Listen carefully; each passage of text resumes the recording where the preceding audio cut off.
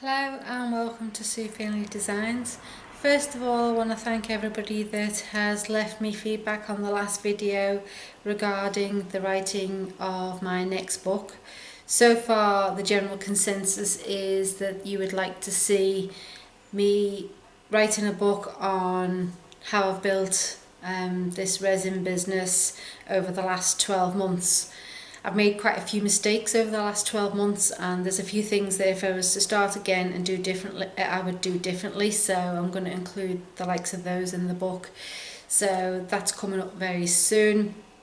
By all means, I'm no expert when it comes to building a YouTube business or building a business from scratch using social media. However, over the last 3 or 4 months I have been earning a wage, so that is something that I'll share in the book on what I've done to build the following and how to build a business. So watch this space.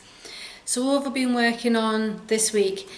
Well, I've been creating this lava inspired piece. Now, if you are a member of the Facebook group Resin and Mixed Media Art Tutorials, you'll know that every month I post a theme, and previous themes have been things like geodes and stuff like that, but this time I actually just picked a word to use and you can interpret it however you wanted. So this was my rendition of the lava theme. So I've done a volcano, created the texture with multi-purpose filler. Obviously the lava is the resin, but I've also used crushed glass down the bottom to create some, extra texture. And then the lava explosion is the usual acrylic diamonds that I generally use in my pieces for that extra texture and sparkle. So what's coming up next? I'm currently working on a nest of tables which I'm going to apply the foil to. I'm still undecided on the colours. I'm swaying towards a monochrome one, so I'm actually going to go in the garage shortly and start doing some resining, so that's coming up very soon. There's nothing much else to report this week, so without further ado, let's get into the video on how I created this volcano lava inspired piece. Hello, me again. I forgot to mention that I'd got asked on how I finished the backs of these pieces. Now, because this is just a small board, I've not braced it or anything because it's thick enough to just be as is. But what I have done is I have applied 2 coats of primer to the back just to make sure that the wood's sealed to prevent moisture from getting into the board and warping the board. And then I've just used some D-rings on the back and double stringed it just for the extra strength when hanging. If this was a large piece, I'd use heavy duty D-rings, but because it's only a small piece, I only need to use just regular D-rings. And then at the bottom, I've given it its title and signed it with the date. And also I've, don't know whether you can see that there, I've actually engraved my name on the front also. So although it's there, that's not what you're looking at the piece. So that's how I finished off this board and how I finish off many of my other boards. So back to the video.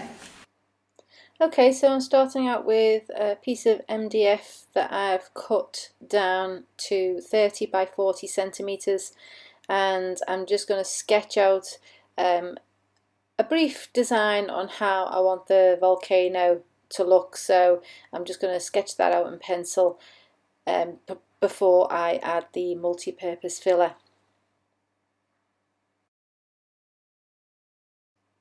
So using a metal spatula, I'm just applying the filler to the board. Now, I get quite a lot of people asking me what is multi-purpose filler, and it's basically just filler that you can use for multiple purposes. Things like using it as a wall filler, you can use it as a wood filler. So it's got multiple uses, and hence why it's called a multi-purpose filler. But you can use, like I say, wood filler, wall filler. You can even use texture paste and things that you get, art texture paste. Now the reason why I don't use art texture paste is it's quite expensive, and when you're applying this on large boards and things, it can work out to be quite pricey. So, and because resin is already quite expensive, I try to keep the costs down, because obviously when I try and sell this at a later date, I don't want it to be at a hefty price. So hence why I use products that you can find in your local trade store. We use Bunnings here, so that's where I got this from, but you know, any hardware store or anything like that, you can get the likes of this in. So getting back to this, so all I'm doing is just applying a very generous layer of this filler, because I'm going to go back and scratch and scrape it to create the grooves of the volcano.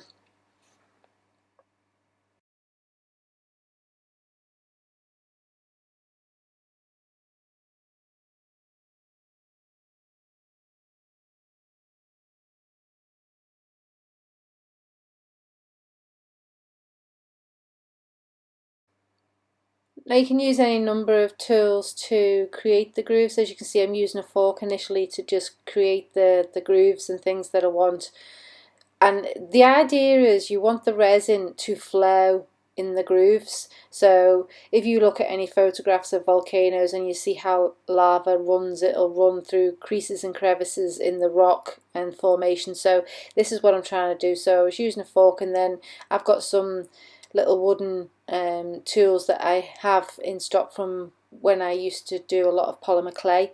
So, but whatever, you can use a knife, you can use spatulas, you can use whatever you have to hand. You don't have to necessarily go out and buy these tools specifically for this. So whatever you can find, you can use, like I say, you can use pen tops, you can use, there's all sorts of things you can use, so you don't have to go and buy the particular products.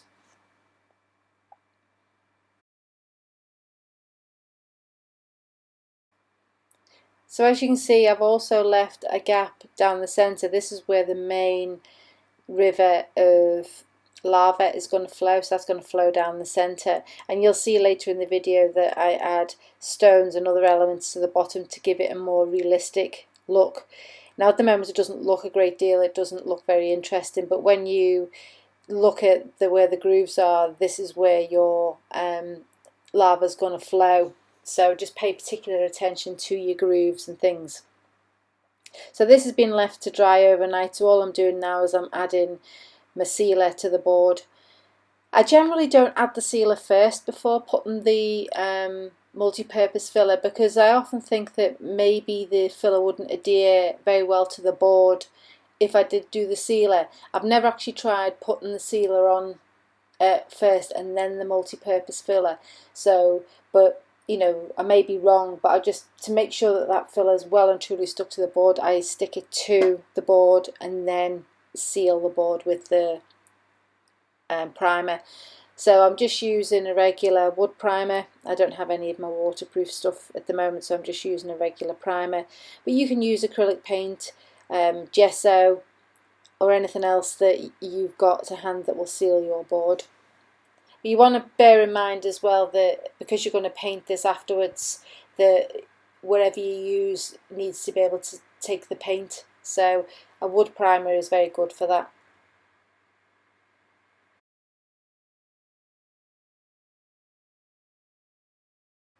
So I'll give this 2 coats of the primer and then leave it to dry overnight. So I'm going to give this a base coat of black acrylic paint. Now you need to be mindful that you make sure that you get the paint into every nook and cranny on the volcano, because what you don't want to happen is that when you come to do the resin, you don't want to be seeing white spots in the creases. Now you are going to put some red resin over the top, and hopefully that if you do have missed any pieces, that the resin will actually cover those areas, but your high areas, that the resin will be quite thin, so you'll still see the black through. So you know, if this, at this stage, I'd make sure that you do get right into all the creases, because then it'll just save a lot of messing around later on. Now you don't need to give this 2 coats, I'm just going to give this 1 coat and then like I say, just go back the next day and just double check that there's no white areas and just fill those areas in.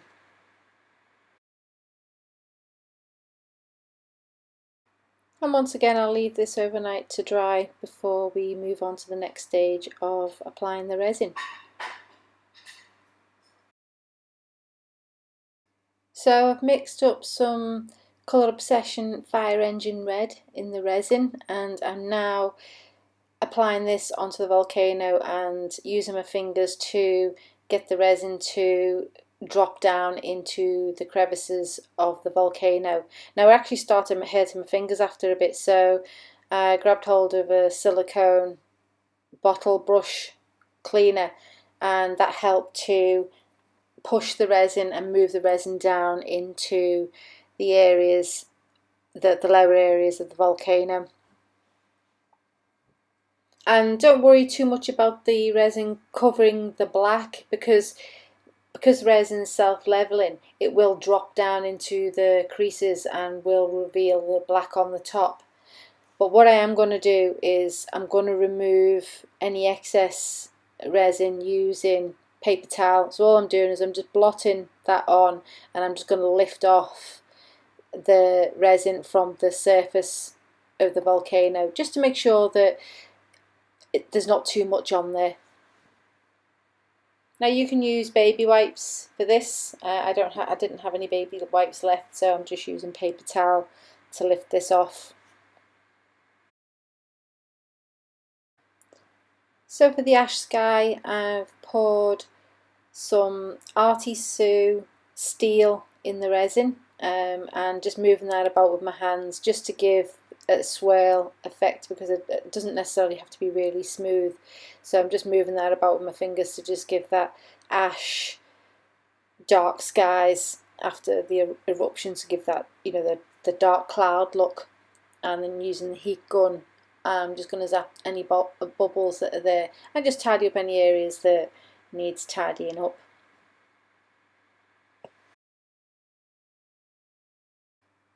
Now you can't see off screen there, I'm actually mixing some of the crushed glass from IKEA, the black crushed glass I should say, with a touch of the red resin. I didn't need to do that, to be honest with you. I could have just done with clear because the glass is already black, but I wanted a hint of red in there, and so that's what I'm just doing off screen, so apologies for that. So then next, using a spoon, I'm just going to spoon this into the lower area of the volcano. It's to give the idea that when you're looking at it, this is close-up detail, because obviously the further up the mountain you go, the further away it is. So this is to give this more texture at the bottom, as if you're closer to the bottom. Well, it's an attempt anyway.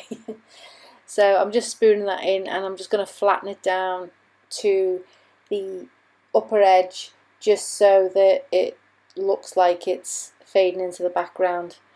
And what I'm doing here is I've just added a bit of clear to the top, just so that when I pour the red, that I can blow it to get the explosion happening, so that we're not moving the grey underneath too much, so that, as you can see, the red is actually sitting on top of the grey, and so the red breaks up to start creating some cells and lacing.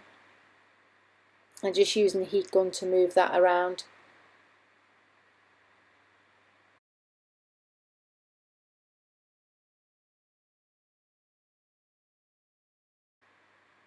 And as I'm just tidying up side bits where a little bit is moved away from the board, the edge of the board, and I'm just adding a little bit of the grey to the bottom, just to give it that sort of ash feel at the bottom.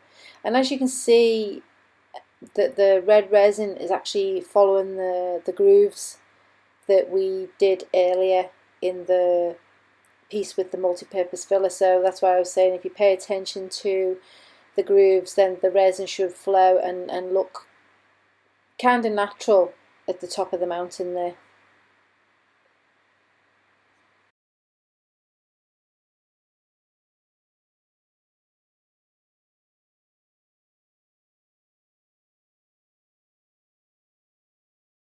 So for some extra sparkle at the bottom, I'm just spooning on some dry crushed glass to the base there, just to give it allow a bit more of the reflections, and then using a stick separating some of the glass to allow the resin to flow through, again to give the impression that it's running between the cracks and trying to give it a more realistic look and feel.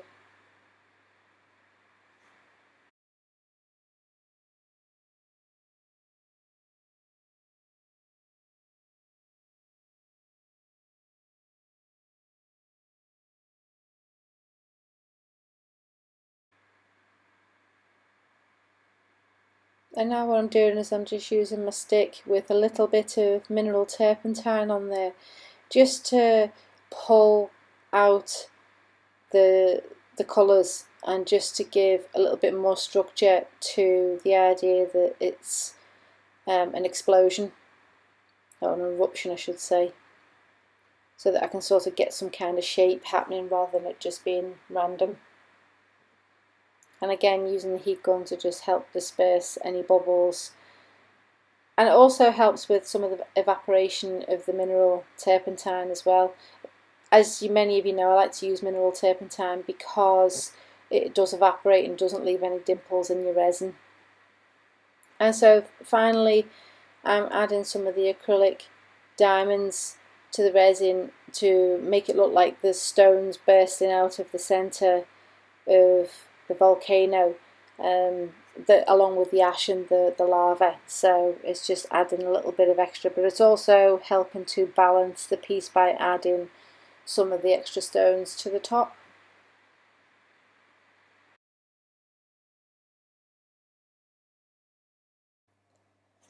As always, you'll find a full list of the products used in the description below the video.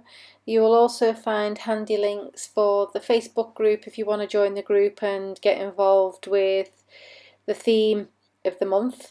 For August, the theme is nature, so I'm going to be creating a piece nature related during the month of August.